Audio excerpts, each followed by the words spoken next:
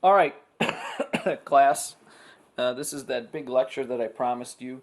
I'm going to attempt to go through all of the heart and blood vessels. I'm not sure if we'll attack part of lymphatics. Um, we're supposed to be through part of lymphatics by Monday. I'd like to try to get us back on track. So we'll see where we get at. But I would recommend taking this lecture in smaller doses. That way you don't overload on this information. So um, that's where we're at. So let's start with the heart.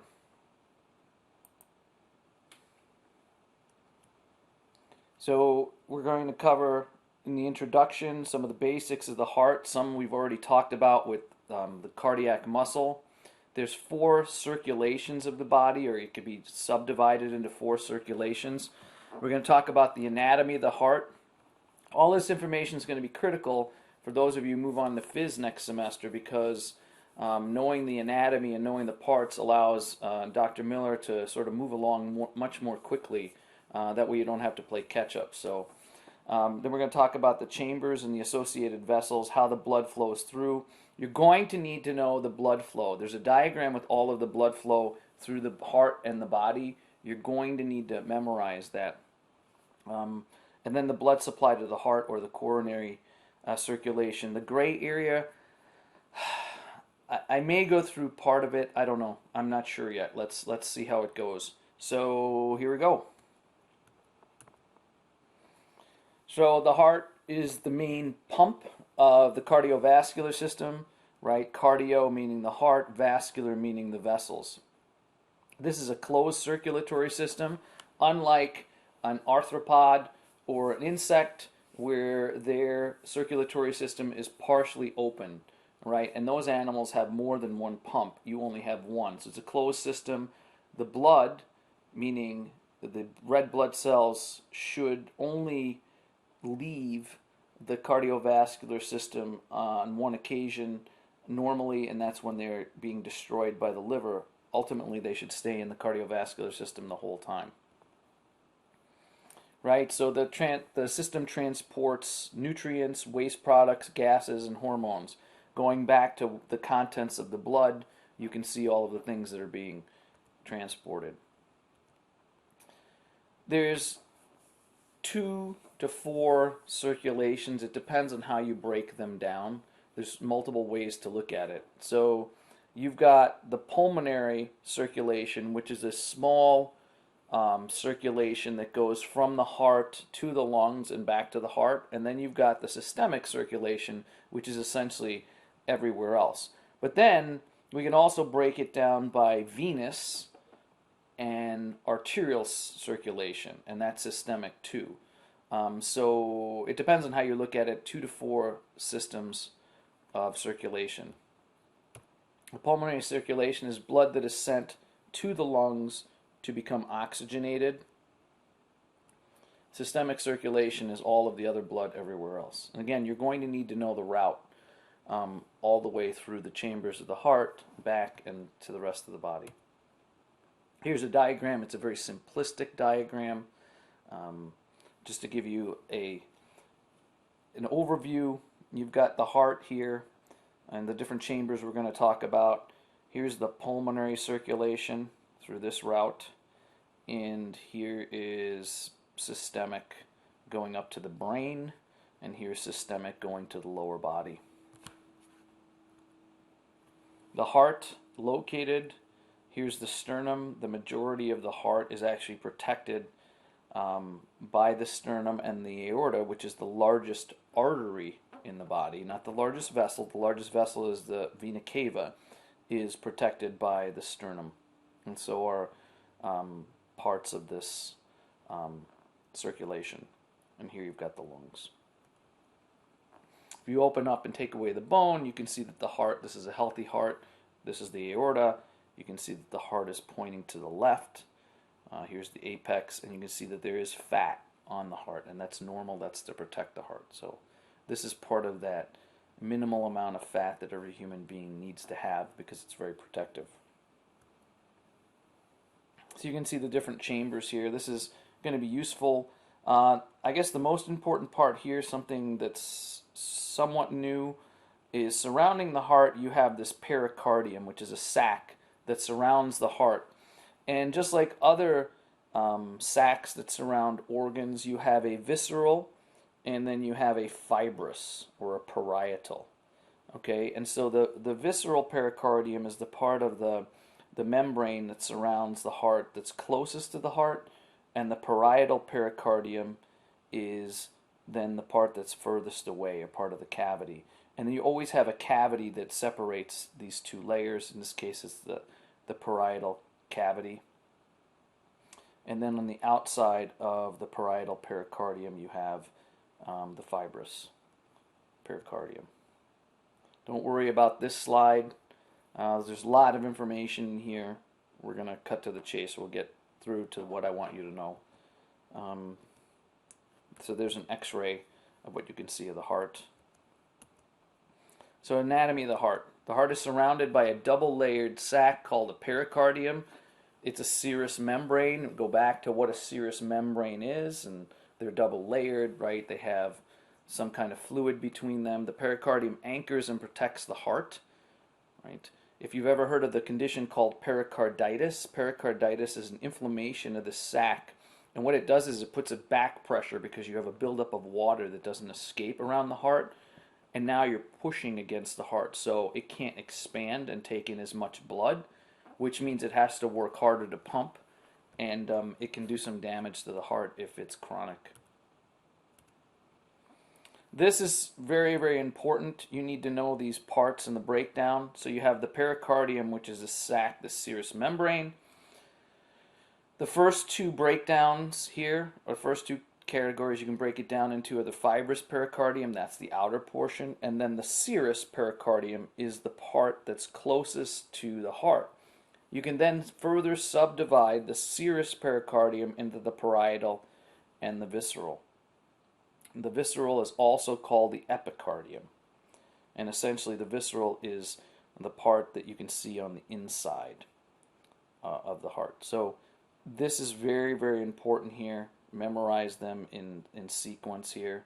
Pericardium broken down into fibrous and serous, and then serous is further broken down into parietal and visceral, and make sure that you know that visceral and epicardium are the same thing in this case.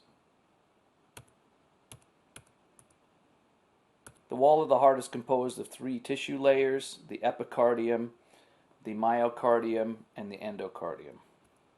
The epicardium is an outer layer. It's the visceral pericardium. It's made up of simple squamous epithelial tissue, which means what? Whenever you hear simple squamous, you should be thinking diffusion. And that makes sense because water has to go back and forth and nutrients have to go back and forth. So you want this to be the tissue to be able to move fluids back and forth. So that's the visceral pericardium on the outside here. The myocardium, anytime you see myo, it's the muscle. So it's simply another term for the muscle tissue of the heart in this case. If you break this down here, if you take a chunk of the heart out, what you can see is that here's the simple squamous epithelium. This is the epicardium. And then you have some loose connective tissue. And so this is an epithelial layer. So you have to think about, okay, what does an epithelial layer mean? And there's a basement membrane here, right? So there's a fatty layer underneath that. This is the epicardium. You have the pericardium, myocardium portion here. And this is all the muscle. These are those branching type cells. Here are intercalated discs. Here's some blood vessels. These blue dots here are nuclei. And then you have the endocardium, and you have trabeculae carneae. These have the same look that the trabeculae and trabecular bone have. So they have these sort of plates that sort of go in different direction. Carneae means meat in this case, so trabeculae carneae are the structures, the superstructure of the internal workings of the heart. And we've seen this before. Here are the cells. They have this Z-like look to them. Remember, they only have one nucleus per cell. The cells are separated by intercalated discs, not Z discs, not dense bodies. Dense bodies are in smooth tissue, muscle tissue. Z discs are in skeletal muscle. Remember that cardiac muscle, just like skeletal muscle, has striations, and those striations are because they also have sarcomeres, right? You have the light lines and the dark lines. So you have actin and myosin. The endocardium is composed of epithelial tissue and connective tissue, lines the internal surface of the heart. You also have, the epithelial tissue also has simple squamous epithelium, right? And then the connective tissue, you can imagine the type of connective tissue that there might be there. You probably have, this is a high-powered organ. It's extremely powerful. It's under a lot of pressure. Imagine the amount of pressure that your heart's under when you're exercising or doing something vigorously. And because it's has fluid coming into and out of it, and essentially from all directions, even though it's coming through valves, you can imagine that this might be dense, irregular connective tissue. So the endocardium lines the internal surface of the heart. And again, that's where the trabeculate carne are. This is very, very strong.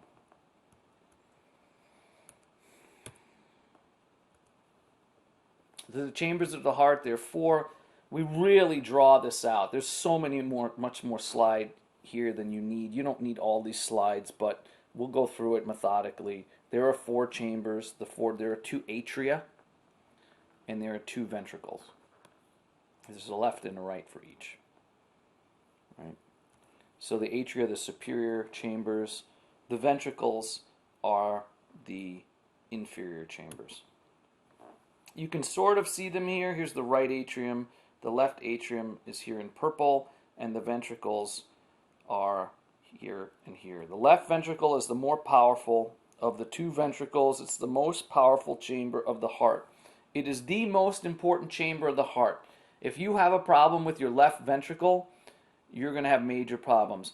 Oftentimes, people have something called atrial fibrillation that occurs to people as they age for a number of reasons.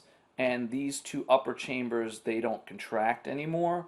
And they contribute about 10 to 20% of your cardiac output.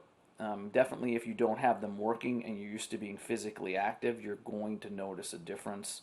Oftentimes they try to restart these chambers, and sometimes it takes and sometimes it doesn't. And if it doesn't take, then you usually put on some kind of a blood thinner so that you don't have coagulation and have a heart attack. So you can see outlined in black the four chambers. Remember, everything is reversed when you're looking at it in the body, right? So this is the right side, right atrium, right ventricle, left ventricle. All right, you're going to have to know all these parts, and you're going to have to know the circulation. So this is the vena cava. It's the largest vessel in the body. It's also the largest vein. This is the aorta. It's the largest artery in the body. It's the second largest vessel in the body. Blood comes in from all over the body in the superior and inferior vena cava. It comes into the right atrium. When it comes into the right atrium, the pressure is almost zero, right? There's very little pressure that's bringing it in because the pressure gets generated from the left ventricle as it leaves the aorta. It's got to go through your entire system. By the time it gets back, it's almost zero. It's probably 2 millimeters of mercury. So the blood will come in.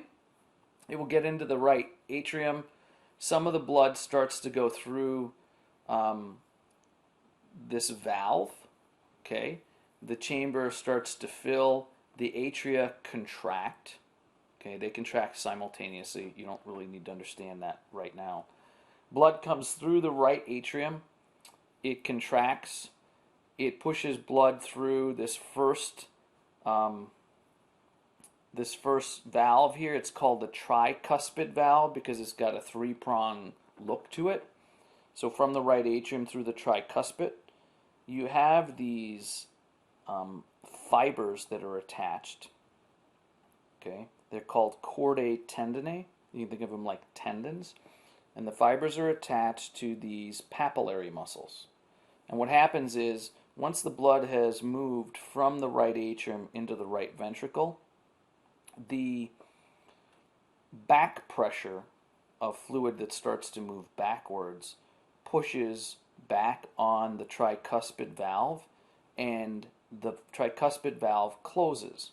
Now, that tricuspid valve would invert, meaning that it would go from being straight across to invert, and blood would flow back into the right atrium. That would be bad. In order to prevent that, nature has given you these chordae tendineae and papillary muscles, and as soon as that inversion starts to occur, you have a pull on the chordae tendineae, which then activates the papillary muscles, and the papillary muscles keep this valve from inverting, because you'd have a regurgitation and your heart would become less efficient, so you don't want inverting to occur. Okay, so blood comes in from the vena cava into the right atrium, through the tricuspid valve, into the right ventricle. It then moves from the right ventricle into the pulmonary artery. There's a pulmonary valve here, and it's a different kind of valve than this valve, and we'll talk about those in a minute. So right atrium, through the tricuspid, into the right ventricle, into the pulmonary artery, and then it goes through the pulmonary valve, okay, through the pulmonary valve, and then the artery has a trunk, and that's because that's what this is called. So you're actually in the trunk, and the trunk then splits into the right and left branches of the pulmonary artery. Now, here's something very, very important.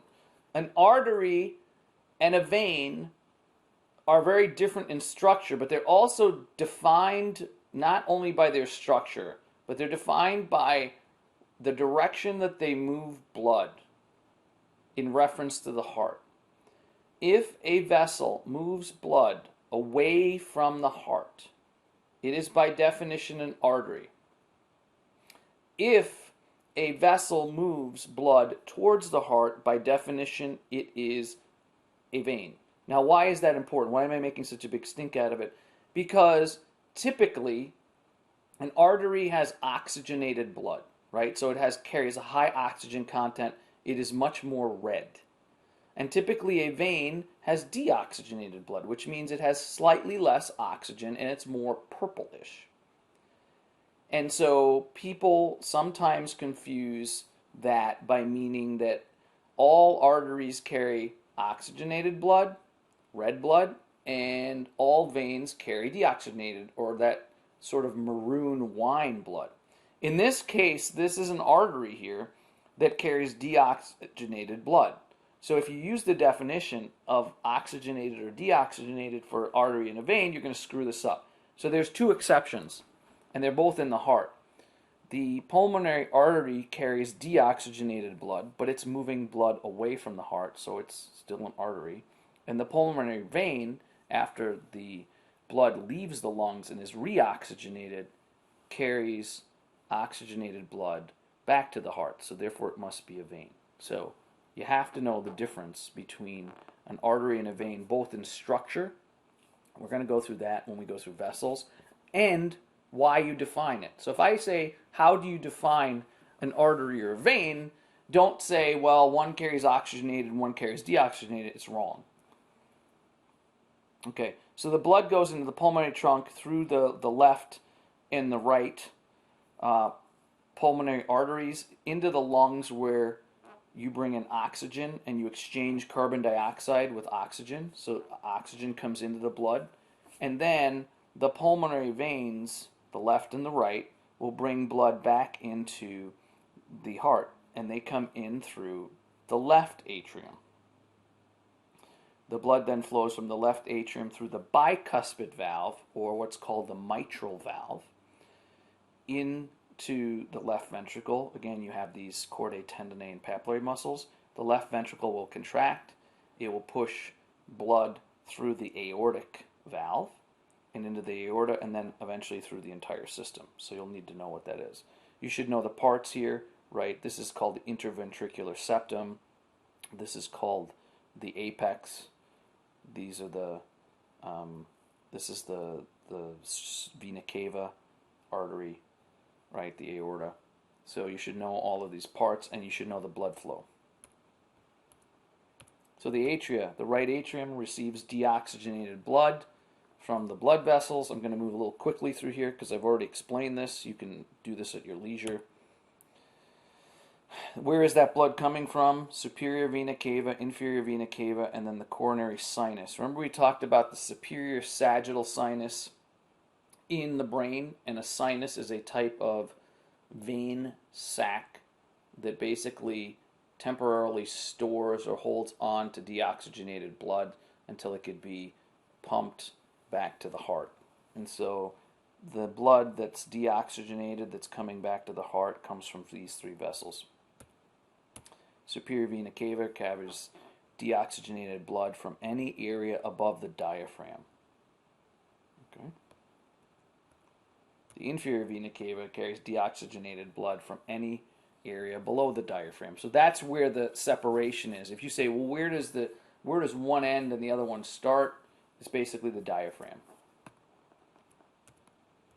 Coronary sinus is carrying deoxygenated blood from the heart, from the actual heart muscle, the myocardium. So again, that's a superior vena cava and inferior vena cava. It's sort of confusing here because really you can't see the inferior vena cava because the diaphragm is actually down here. So the actual inferior, by definition, should be slightly lower. But in this diagram, they're just trying to show you the general area. Here's the coronary sinus. All right, the coronary sinus is this big, sort of fluffy type of vein, and it's attached to what's called the great cardiac vein, and eventually this blood will go back to the inside of the heart. But all of this blood that it's coming into it is coming from the actual muscle. Just because the blood is in the chambers of the heart doesn't mean that it's giving any nutritive value to that heart, right? When it's in the chambers, its sole purpose of that blood is to go to the rest of the body. It's not until you get into the coronary circulation that the heart muscle gets what it needs. Okay? So this blood that's coming back from the coronary veins, the great coronary sinus, the great cardiac vein, is coming back from the actual heart muscle. So the blood that's in the chambers, the atria and the ventricles, can't get to the muscle until it gets into the coronary arteries.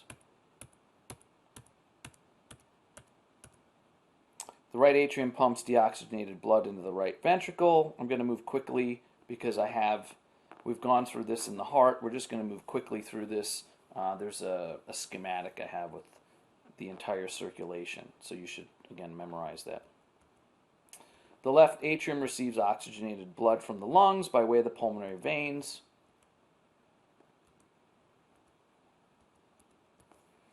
The left atrium pumps O2 blood into the left ventricle.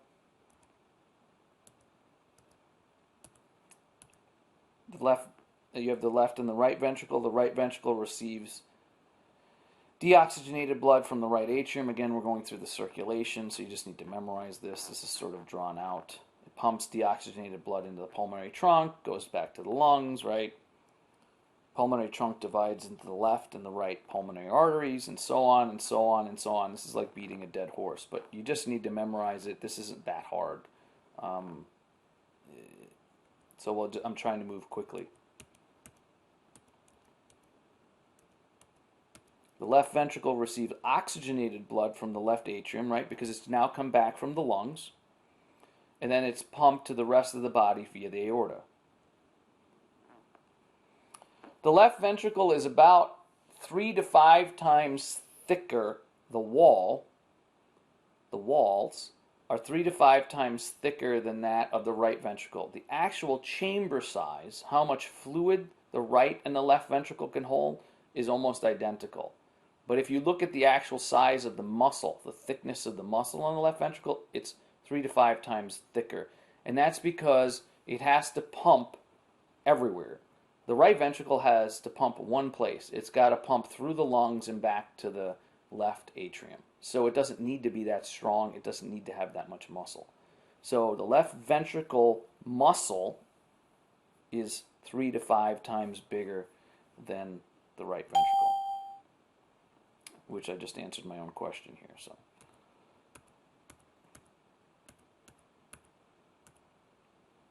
and you can see this here in this diagram. Here's the right ventricle, here's the left ventricle. Now, it's deceiving because there's no fluid in the chamber. So if you look at this chamber here, you're like, well, this chamber's smaller than that chamber.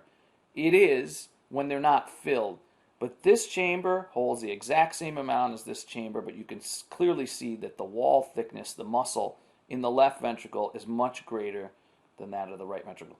And so it can the difference between the two can be somewhere between 3 and 5 times. In an average person, it's probably 2 to 3 times. And if you then start exercising and the more physically active, the thicker this can get.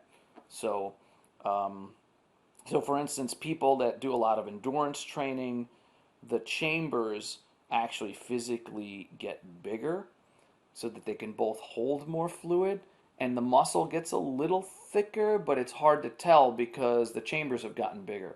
But if you take a look at someone who does a lot of resistance type, short burst type exercise, the chambers don't actually get much bigger, but you can see a huge difference in the wall thickness of the muscle, and that's because, in a short burst type of exercise activity, you don't need a lot of blood coming in. It's more of a pressure issue, whereas an endurance athlete, someone who's running a marathon, right, you're getting a lot of volume in there.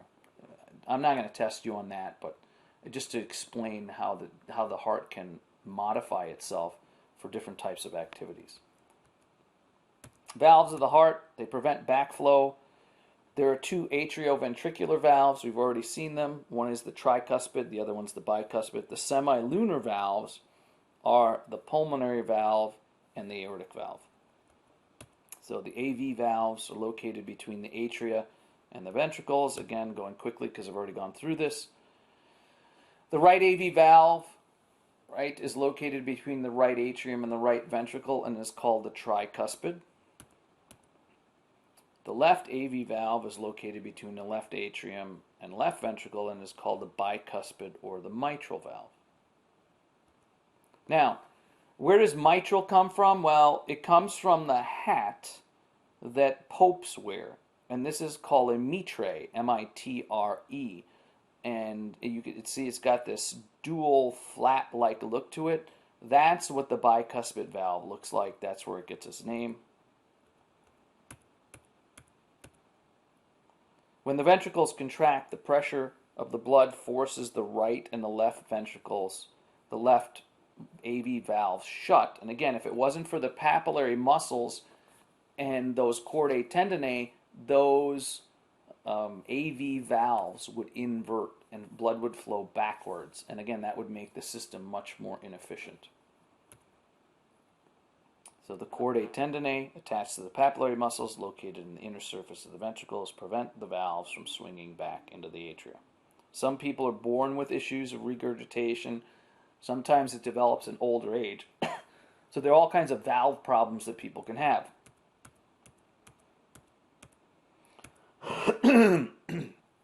Excuse me. The semilunar valves prevent backflow of blood into the heart. The pulmonary semilunar valve is located between the pulmonary trunk and the right ventricle, right? So this is going between the heart and the lungs. The aortic semilunar valve is between the left ventricle and the rest of the body.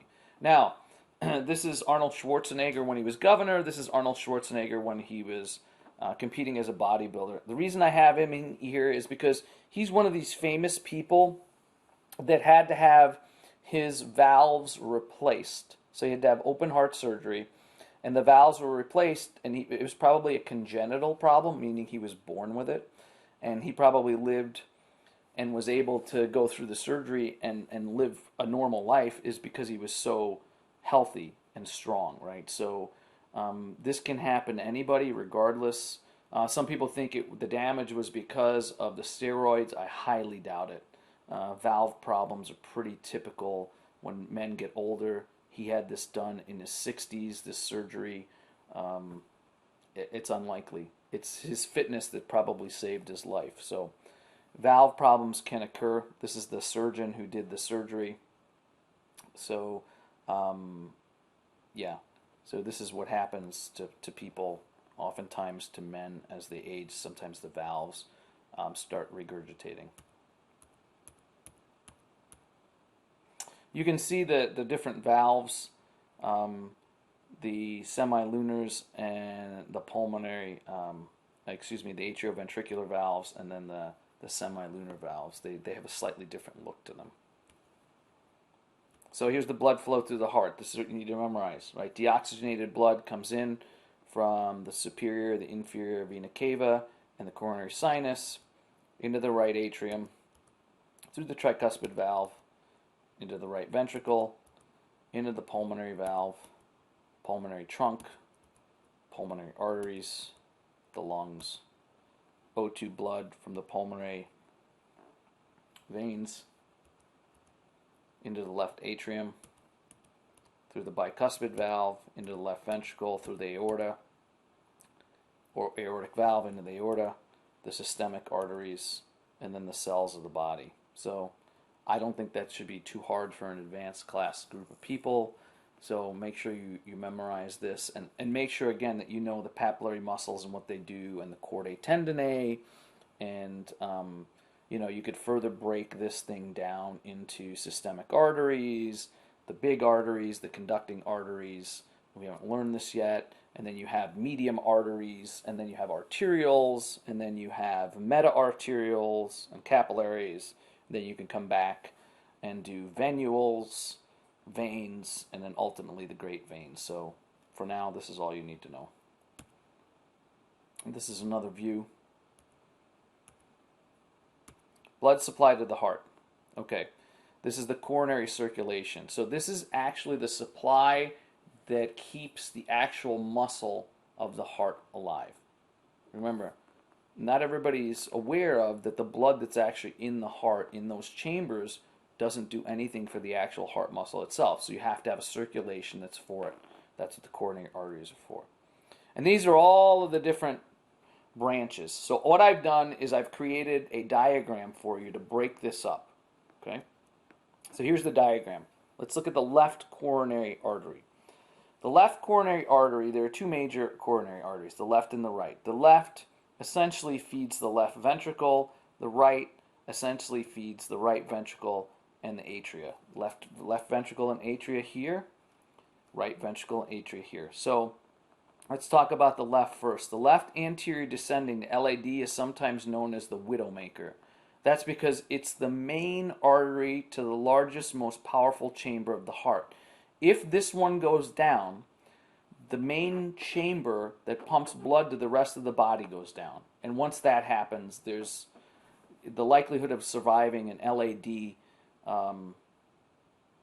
clot is very slim. So they call it the widowmaker.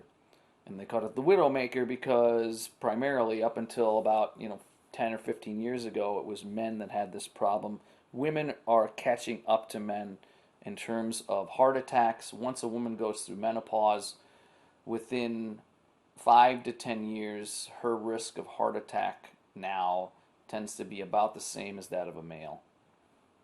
So you have the left anterior descending, which then subdivides into the two diagonal branches, D1 and D2, and then the septal branches.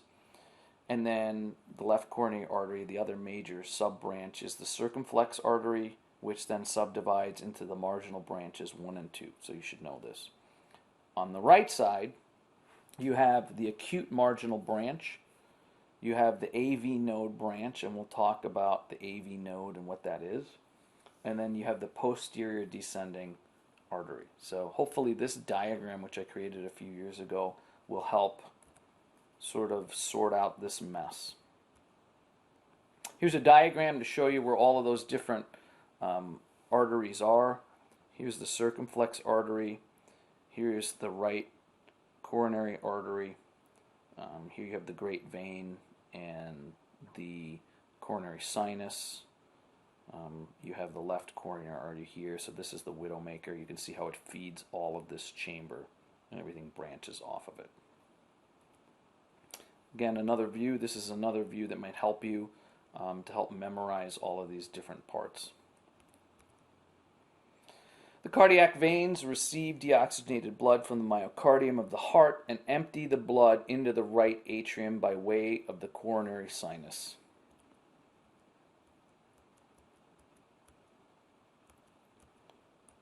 Okay, we're going to go into here just a little bit. We've already talked about the pericardium, so that's nothing new. These different parts, so that's just review.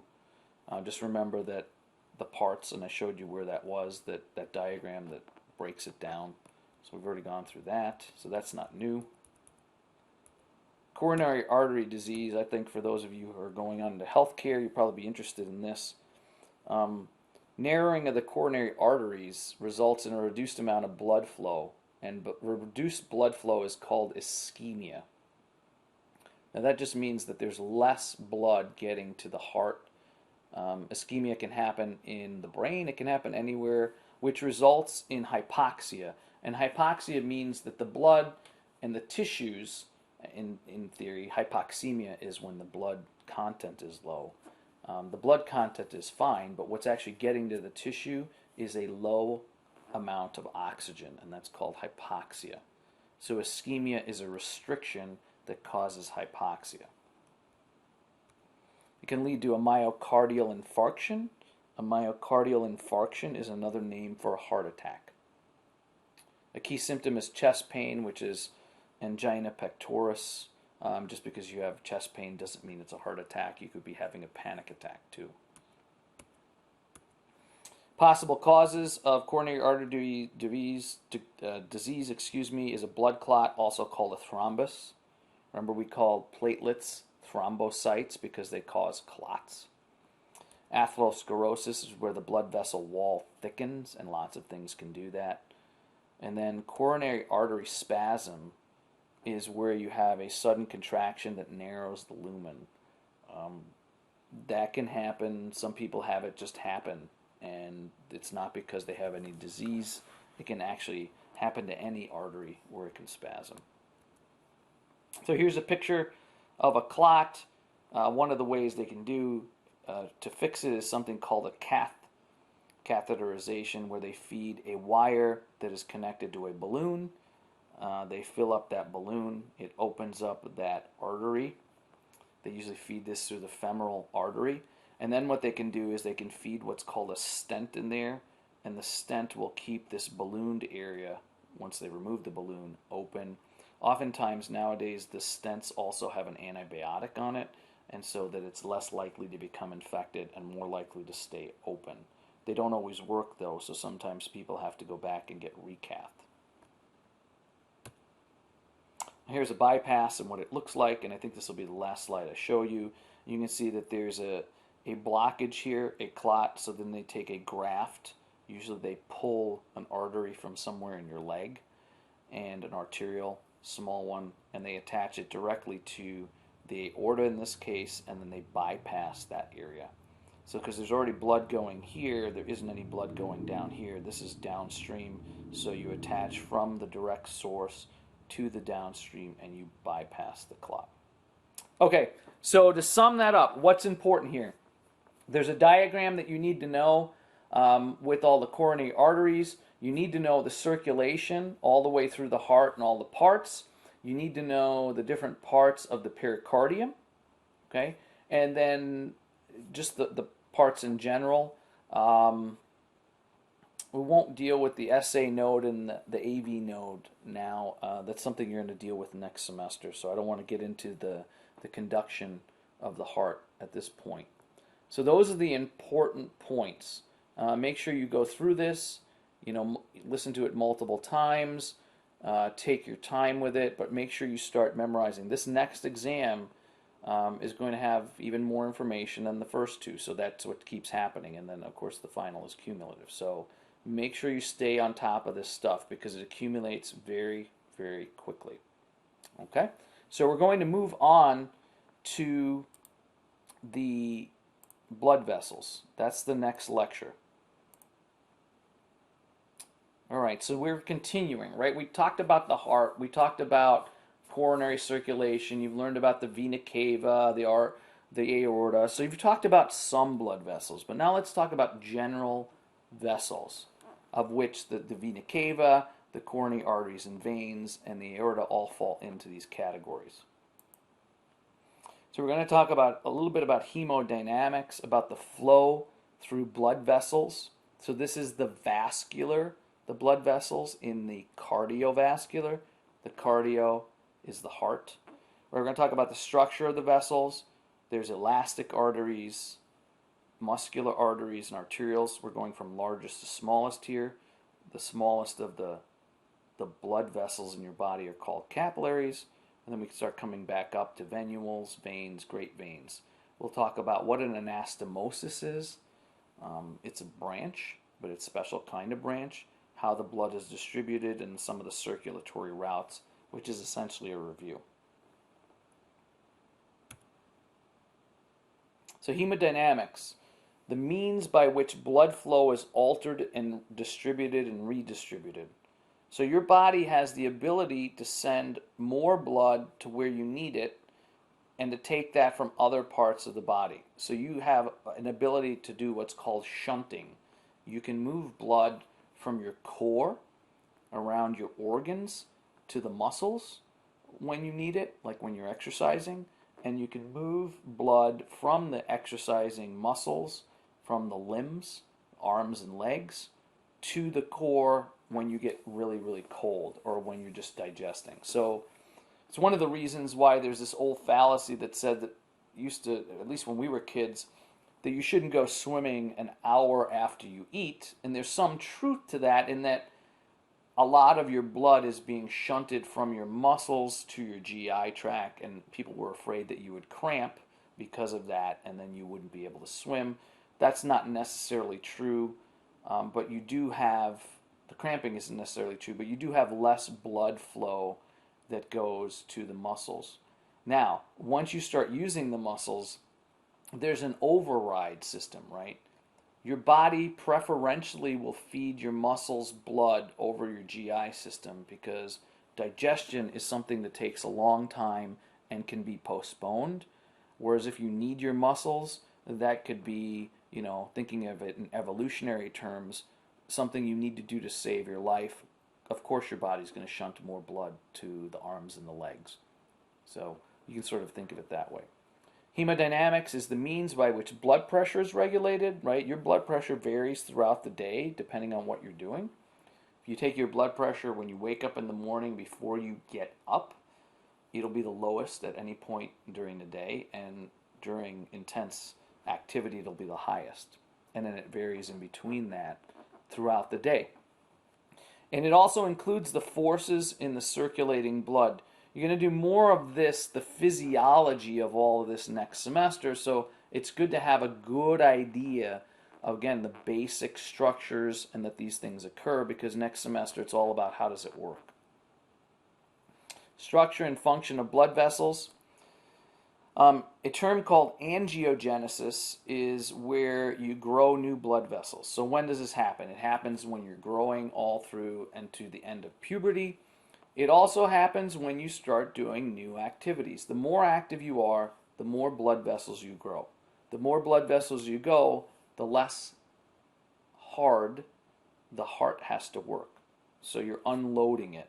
There's less resistance to blood flow. It makes it easier for the heart to pump. And so people that are in really, really good shape have many, many more blood vessels. It's actually easier for their heart to pump. That's one of the adaptations that you have that occurs during exercise. Now, it's not always good, right? So the growth of new blood vessels when you're doing physical activity is good.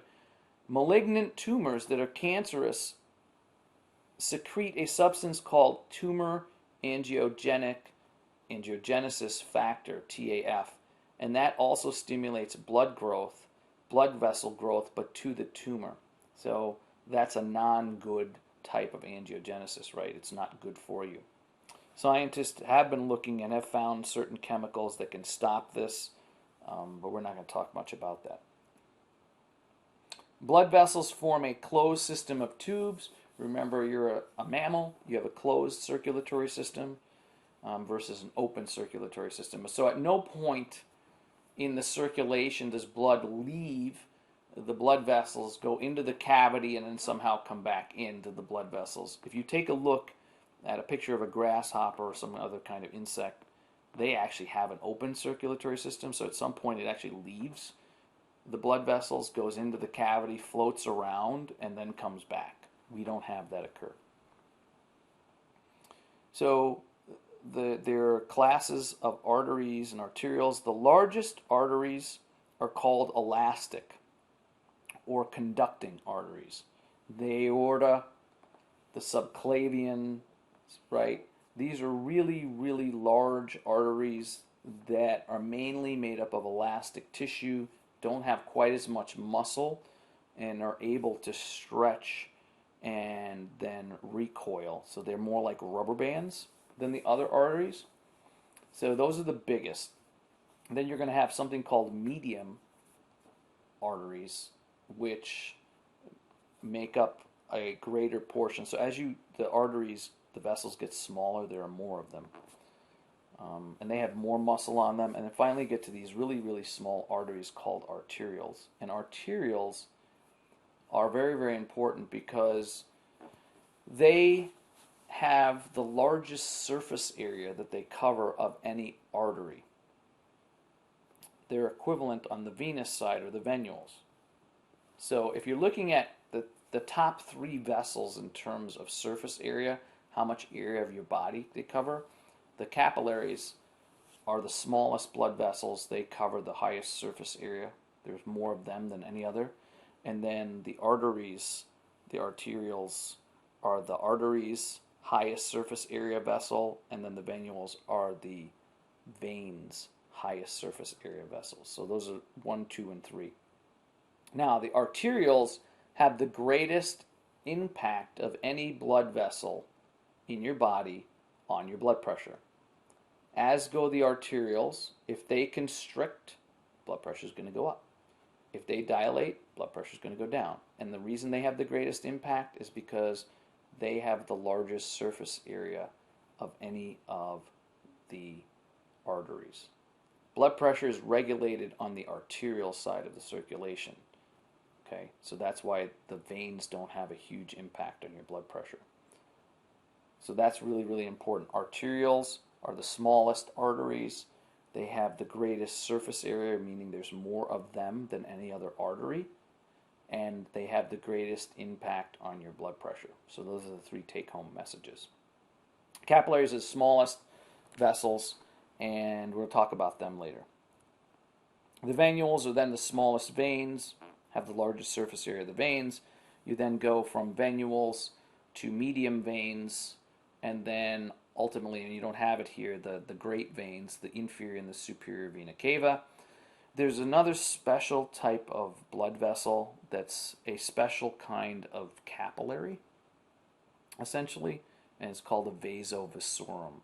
And it is a small blood vessel that supplies blood to the cells of the walls of the great arteries and the great veins and the elastic arteries. And the reason that they have to have this vasoviscorum is because the walls are so thick in these vessels that you can't get diffusion of the blood in the vessels into the wall through all parts. So the vessels, the blood vessels, unlike the chambers of the heart, have the ability to diffuse the blood that's traversing through them, at least the nutrients, into the walls, into the muscle, to help keep the vessels alive. So for most arteries and veins and capillaries, that's how they get their nutrition, and they get rid of waste. But the great veins, the inferior and the superior vena cava, and then the arteries like the aorta, the subclavians, are so thick that diffusion doesn't work. So they have to have an added set of vessels. So the vasoviscorum for these great arteries and veins actually works like the coronary circulation for the heart, because those veins and arteries are bigger, thicker, and they have the same problem that the heart would have. And so that system works a lot like the heart. The rest of the arteries and the veins, they can just get diffusion of nutrients in and out of them. You can take a look here. You can take a look at the artery. Here's a vein. The difference is, and here's capillaries, right? The muscle, this is muscle, and the wall of an artery is super thick because the pressure on your arterial side, when you take your blood pressure, it's your arterial pressure. On an average person, right, it's about 117 over 75, 120 over 80. How much pressure is that? If I were to slice open your carotid artery in the classroom, you would basically splatter an immense amount of blood over a large area within the classroom within less than a minute. It would be a bloody mess. That's how much pressure's in there. It would shoot up to the ceiling and beyond. So lots of pressure. In order to withstand that pressure, arteries need to have super thick walls. So they have a lot of muscle, a lot of elastic tissue. Okay. The veins, on the other hand, the pressure in a vein is very, very low. Okay, if this is 120 over 80 here, you're looking at something that's roughly half to less than half, 40% of that. So the walls don't need to be thick, and because of the pressure being lower, they also need these added valves because the pressure isn't great enough to move all of the blood in the veins back to the heart. So the valves prevent backflow. Arteries don't have valves, veins do. So how do the arteries then get help? Well, every time you move, you actually help move blood back to your heart because it's called muscle milking. Every time your muscles contract, they're able to squeeze these very thin veins, and that pushes blood through them. And then when you stop contracting, blood can't flow backwards because of the valves. Your arteries can't be squeezed by muscle action. You can't do it. They're too thick and strong, and so they're not affected at all. And this helps get blood back to the heart. This is going to become really, really important when you start talking about venous return and how the heart works and something called PV loops next semester. So for now, just realize that there's major differences in the structure of arteries and veins and then the pressure. Huge differences in pressure. You then have the capillaries. The capillaries don't have any muscle on them. They can't contract. They can't dilate. Both arteries and veins can get smaller, right? They can constrict and they can get bigger or dilate. Capillaries don't have that because they don't have any muscle on them, so they're just basically really, really small conduits. And as I said previously, some of the very smallest capillaries are so small that there's less than 7.5 microns in diameter on the inside. And that means that a red blood cell, now has to fold itself. And that's because of that biconcave shape. There's only one animal on the planet that actually has valves in its arterial system, and that's a giraffe because it's so tall. We don't know if any of the dinosaurs had them, but my guess is that some of the sauropods, the big ones like Brachiosaur, probably had valves in their arterial system too, and some of the bigger dinosaurs. They would have had to because even with their strong heart and super high pressures, every time they would lower their head, they would basically pass out if they didn't have these valves. So it's kind of an interesting side note. This is showing you the muscle within a very, very thick artery, and you can see it's huge. These green arrow pointed to vessels here are the vasovasorum, right? And this is the outer portion of that artery. So again, this must be a really, really thick artery. You need to know these parts. These are general parts that both arteries and veins have. There's the outer to the inner. The outermost portion of an artery or a vein is called the tunica interna. which is also sometimes called the intima, right? And it's made of simple squamous epithelium, and so water and fluids, gases can move through it very, very easily. It has an internal elastic lamina, so it has a lot of elastic tissue. The next layer in here is called the tunica media. That's the smooth muscle. Remember, smooth muscle is a different type of muscle than skeletal or cardiac. It surrounds organs, it surrounds tubes like your digestive tract and arteries and veins. The tunica media has circular smooth muscle and lots of elastic fibers. Okay, and finally, you have the tunica externa here. Excuse me for a moment. I think I know that I made a mistake. So the tunica interna is the internal layer. Okay, and that makes sense because there's an epithelial type tissue in here, which is where you expect. This epithelial tissue is called the endothelium. So we're working from inside out. I think I said outside in. I apologize. So tunica interna is on the inside. Then you work going further out, tunica media, and then finally on the outside you have tunica externa, which is sometimes called the adventitia. Right? So you have these three tunica for the three different layers, inside to out. Interna, media, externa. Interna is really a lot of epithelial tissue, media is the smooth muscle, and externa is a lot of elastic and collagen fibers. Arteries carry blood away from the heart. Functional properties of arteries: they're elastic and they have contractility. Elasticity basically means that if you deform something that's elastic, it will go back to its original shape. So it does something called recoiling. The arteries have a lot of elasticity. It's kind of like a rubber band. The further out you pull the rubber band, the more difficult it becomes to pull the rubber band. And the further out you pull the rubber band, the faster and the harder it snaps back. Arteries do that. Okay? So it's their ability to recoil or come back to their original shape. That's what elasticity is. You're going to learn about a third property of vessels, and the heart has it too, which is called compliance. And that's how easily something is deformed.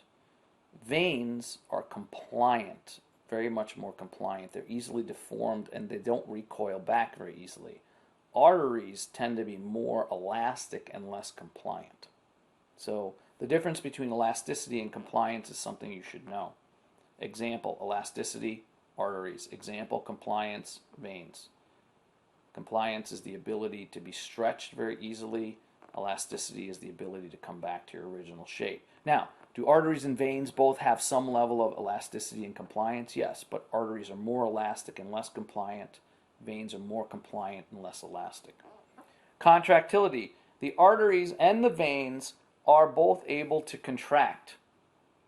Right? They're able to get smaller and to push blood forward. So, and they're able to even contract to the point where they spasm and they prevent blood from flowing through them completely.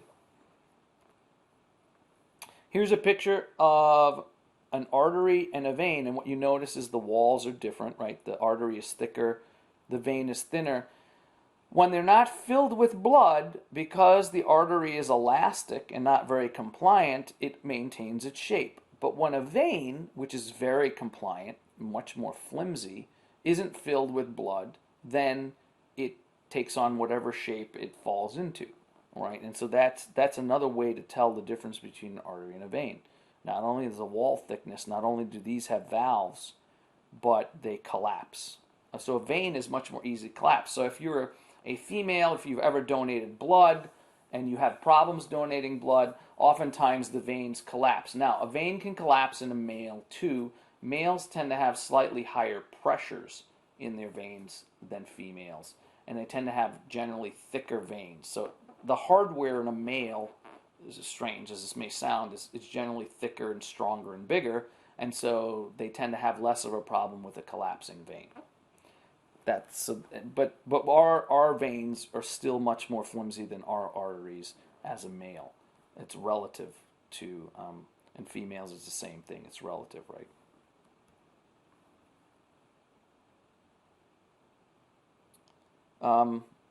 Sympathetic nerve innervation. When we're talking about arteries, you have sympathetic nerve innervation. In other words, the sympathetic nervous system has nerves that go to not only the heart, but also go to the smooth muscle of these arteries. Now, the veins do too. So, when you start doing physical activity, when you get nervous, when you get stressed, when the fight or flight response kicks in, which is a massive sympathetic output, right? Arteries and veins will start to constrict immediately, and that's because there's a nervous signal sent to them. So they're innervated. So when you start exercising, one of the reasons your blood pressure goes up is because you get a signal from your nervous system to the smooth muscle that surrounds both arteries and veins that causes them to get a little bit smaller. That increases your blood pressure, which is what you need for that activity. So you increase the stimulation causes muscle contraction or vasoconstriction. So vasoconstriction is a term for the arteries and veins getting smaller. The diameter of the vessel gets smaller.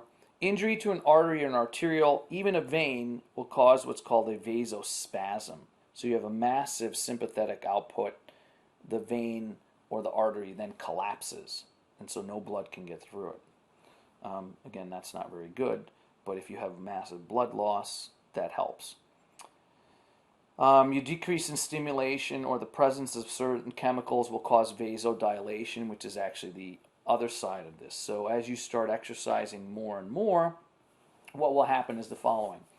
When you're sitting, let's say your blood pressure, you're sitting down or you're standing and your blood pressure is 120/80. And then we make you start running, and let's say we could measure your blood pressure. Initially what's going to happen is your blood pressure is going to go up. Your heart rate's going to go up, right? If you continue to exercise for about 10 or 15 minutes, you start building up these waste products, right? What will happen is during that exercise, let's say you went from 120 when you were at rest to exercising and 120/80 during rest, and you start exercising and your blood pressure goes up to, 140/90. 15 minutes in, if you retake that blood pressure, it might be down to 130/85. And you say to yourself, well, how the heck can I still be exercising and my blood pressure is coming down? Well, it comes down because at that point you're creating all of these waste products, and these waste products signal to the smooth muscle in the vessels to start to dilate. Well, when your blood vessels dilate a little bit, the blood pressure comes down. Another thing to note is that neither arteries nor veins have a parasympathetic innervation. There are no nerves from the parasympathetic nervous system that go to arteries and veins. Okay? So that would be dilating them if it did. So in order for them to dilate the arteries and the veins, they have to have a buildup of these metabolic chemicals, nitric oxide, potassium, hydrogen ion, lactic acid. You can do these on your own, these different, I'll just cut to the chase with these. Which of the following are the two layers of the serous pericardium, right? And so that's C, right? The parietal and the epicardium. So this goes back to what we did in the last lecture in the heart, right? And so you've got to memorize the different parts. So if you haven't done that yet, just move through this. All right, getting back to the arteries. The largest of the arteries are the elastic arteries, the aorta being the largest of those. It contains much more elastic fiber than muscle, right? They're also called conducting arteries. And you'll talk about this again next semester. The artery here, the aorta, is so big and so strong that when blood gets pumped to it from the left ventricle, it expands, right? It is somewhat compliant. When the heart stops pumping, this thing that has expanded recoils. It works like a secondary pump. And all of the conducting arteries do this. This secondary pump effect which is called the Windkessel effect, which we'll talk about next semester, is one of the reasons why during diastole, which is during resting of the heart, your blood pressure doesn't bottom out. Then you have the muscular arteries. They're medium sized with more muscle than elastic fibers. They're capable of greater vasoconstriction and dilation, again, because they have more muscle. Their walls are relatively thick, and they're also called distributing arteries. So you have the elastic arteries or the conducting arteries. Now we're moving down to smaller ones, the muscular arteries. The arterioles are the smallest of the arteries. They have the highest volume. They have the highest volume of blood. They have the highest surface area. They have fewer layers of muscle, and they have the greatest effect on the blood pressure. They're the ones, the arteries, that directly connect to capillaries. There's a special type of arteriole that's called a meta-arteriole, and there aren't that many of them in the body. And what a meta-arteriole does is, here's an arteriole, is allows you to bypass a capillary bed. This represents a capillary bed. A meta-arteriole allows you to send blood just from here, the arteriole, to the venule. You don't actually perfuse all of your tissues with every beat. All right, so there's sphincters that are associated with a meta-arteriole. They're the only ones that have this. No other blood vessel in the body has this. And they allow filling of the capillary bed 5 to 10 times per minute. So with every beat of the heart, let's say you're at 60 beats per minute, right? And let's say that you're filling them 10 times per minute. So only 1/6 of the blood, 1/6 of the time, is going to your entire capillary bed. And that totally makes sense. You don't need to perfuse the entire body with every beat, because most of the time you're just not using that much energy. But during exercise, during intense physical activity, that number goes up, right? And so then now these meta-arterioles don't shut down, and they allow you to perfuse the entire bed. So the body is super efficient at saving energy. You don't want to just perfuse to perfuse if there's no need to do it. Capillaries are the smallest of the blood vessels, right? They're microscopic. Some of them are slightly smaller than a red blood cells, and there's different kinds. So we're going to talk about different kinds. You should go through this slide. Capillaries, most capillaries in the body only have one true layer. They have just the endothelium. They have no muscle. They have no tunica externa. They have no tunica media. All they have is tunica interna. And then they have a basement membrane. So these are endothelial cells, which is a type of epithelium. And then you have the basement membrane. There's an exception to the rule. The capillaries in the kidneys actually have 2 layers. And that's because the capillaries in the kidneys on a regular basis see much higher pressures than any other capillaries in the body, and there aren't that many of them. So in order to compensate for that pressure so that they don't blow out, they're thicker and stronger.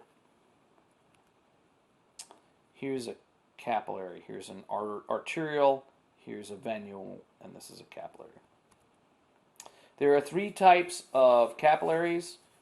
Typical everyday capillaries in most places, and you can see on the slide, you should note where the examples are, have 1 layer of endothelial cells. Remember, endothelial cells are a type of epithelium. They have a basement membrane, and they have these slits. They're called intercellular clefts or gaps, and they allow water and all kinds of gases to move through them pretty easily. There's almost no resistance to water and fluid. Remember that the only reason that you don't dump all of your water in your plasma out of your blood into your extracellular fluid is because of albumin and proteins that are in your blood. The second type of capillary is a specific type that's found in the kidneys and small intestines. They basically look like a typical continuous capillary. They're called fenestrated. And they have the intercellular clefts, but they also have these little windows or pores that are called fenestrae. Finally, I call this the Swiss cheese vessel. They're called sinusoids. They're another type of capillary, and you find them in areas where you have to get very, very large objects through. In the liver, you've got to take the red blood cells, and that's where they go to be destroyed.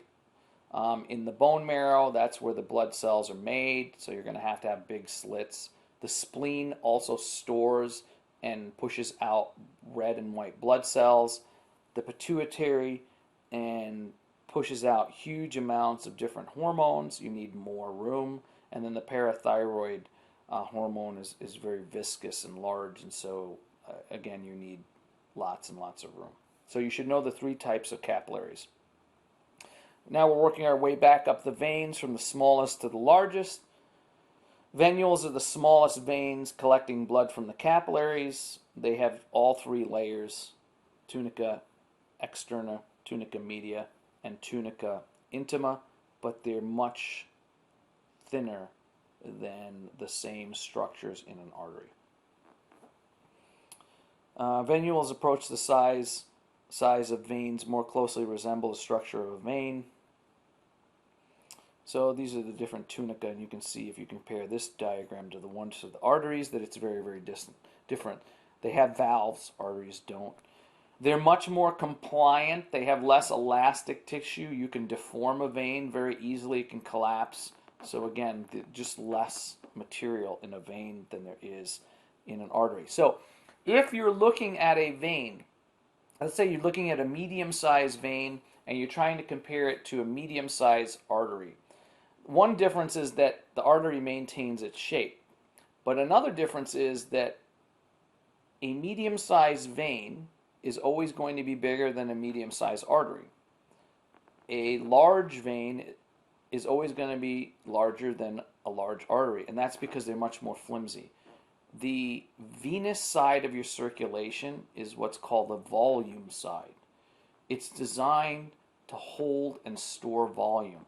60% of your blood is in the veins most of the time. So 60% of your blood is usually not very involved in circulation most of the time because you don't need it. So the veins act like a storage vessel for blood.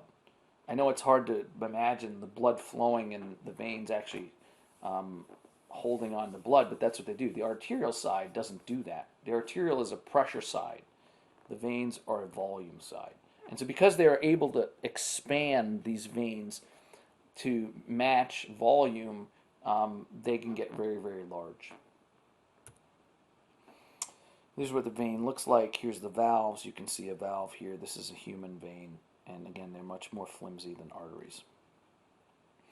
The vascular venous sinuses, we've talked about two. The superior sagittal sinus and the coronary sinus are a special type of vein that's even more flimsy and is able to hold larger volumes of blood.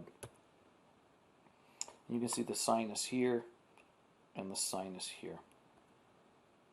Clinical application, varicose veins.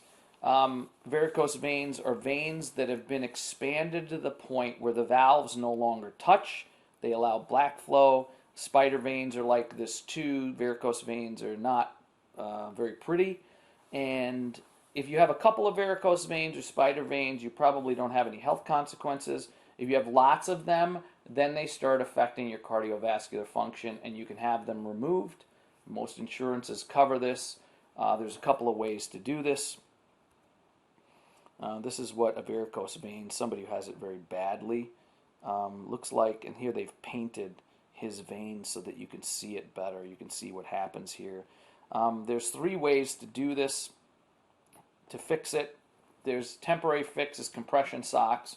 If you stand all the time, if you go on long flights, you should buy compression socks because they'll help the veins from becoming varicose veins.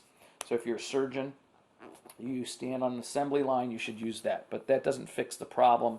It can help prevent the problem, and it's sort of a temporary fix. One way to fix the varicose veins is something called vein stripping. You take a coarse, barbed type of line, you feed it through to the vessel, and then you pull it back. That stripping motion on the way back irritates the inside of the vessel to the point where it collapses and dies, and you get rid of the vein. Another way is to inject a high sugar salt solution that is very irritating, essentially causes the vein to die, and it goes away. The most modern and probably the easiest and less invasive of the techniques is called laser treatment, and that's where you irritate the vessel to the point where it collapses and dies with a laser. An anastomosis. An anastomosis is a union of two or more arteries supplying the same region. You have several of them within the body. One is in the brain, it's called the circle of Willis. The other one, the coronary circulation, has lots of these. So blockage on only one pathway has no effect. You have lots of anastomoses you create naturally occurring in the heart, in the brain, in the lungs. But as you exercise more and more, you create more anastomoses. And again, people who have a heart attack that are in really good shape, I know it seems contradictory. So if you're a runner and you have a heart attack, which happens all the time, and you're in really good shape, you're more likely to survive that heart attack because of these anastomoses than if you weren't in good shape. They're an alternate route of blood flow through an anastomosis is also known as a collateral. So even after a stroke or a heart attack, you can have these anastomoses get built up. Again, that helps to bring blood back to that area. Unfortunately, once an area dies, it's dead forever, and that's the problem. So in a heart attack, once you have a myocardial infarction, if you don't open up those vessels within an hour or so, this is with a stroke too, that tissue starts to die and it can't ever be brought back. So if you can get there within the golden hour and open up those vessels, you have a chance of saving the tissue. Arteries that do not anastomose are known as end arterioles. Occlusion of an end artery interrupts the blood supply to the whole segment of an organ, producing necrosis or death in that segment. Alternate routes to a region can also be supplied by non-anastomosing vessels, right? So vessels that don't split, you can just be multiple routes in and out. So you can see anastomoses here. Here's an anastomosis.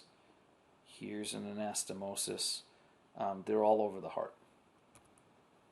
Here's an anastomosis. It's called a circle of Willis. So you can get blood to the brain via the basilar arteries, which are coming up the vertebrals, and then via the coronary arteries, the carotid arteries. So here's the circle of Willis. We're almost done. 60% of the blood volume at rest is in the systemic veins and venules. So the veins essentially function as a blood reservoir. Blood is diverted from it in times of need. So during times of activity, you can get that 60% back into circulation. 15% of the blood volume is in the arteries and arterioles. So if you look at this, how do you break down where the blood is? Most of it's in the veins when you're at rest, when you're doing your normal activities. 13 to 15% is in the arteries and veins. Only 7% at any given time is in the capillaries, 7% is in the heart, and 9% is in the pulmonary vessels. So you should know this chart with these percentages. Circulatory routes, we've done a bunch of these. We've already talked about systemic. You have something called the hepatic portal circulation, which is between the capillaries of the gut and the liver. So there's a lot of blood going between those two areas, and the pulmonary circulation. So this is the only new one here is the hepatic portal circulation. And that is it. Here's a last iClicker question. Where do you find the sinusoids? And you're going to find it in an area where you have really large substances. So you won't find one in the heart. You will find it in the liver, and you will find it in parathyroid. So the best answer is D. All right, so to wrap everything up, here you need to know lots of information about different types of vessels, right? There's a lot of information in the circulation. Some of it's new, some of it shouldn't be new. You combine this with what we learned about the blood and the heart, and that's the entire cardiovascular system. I apologize that I'm not able to be there today and that I have to do this extra long lecture. However, it's somewhat serendipitous because by doing it this way, I'm able to catch you up. So hopefully on Monday, what we're going to do is I'll ask if anybody has any questions. Hopefully you've had some time to look through this and to listen to it and have some questions for me, and we'll start there. And then we'll go into the lymphatics. So we're right back on track. Everybody, all three sections are at the same place. What we'll have to start doing is talking about what we're going to do about the third lecture exam. And I know there's some controversy there on that. So we'll have to make some decisions next week. Hopefully, you're not too overwhelmed with this. I know it's a lot of information, but we've got to catch you up. Every year I go through this information. Every year we got to this point. So it's not like you guys are doing anything different than any other group I've ever had in 7 years. This is sort of the nature of the beast with an advanced anatomy class. So take it in, listen to stuff, come in with questions. We keep asking questions, and then hopefully we can maybe slow it down a little during the lecture because now we're caught up and we'll sort of cruise along, do some Martino moments. So I hope you guys have a great weekend. Again, listen to the lectures, and I will see you on Monday. Be well.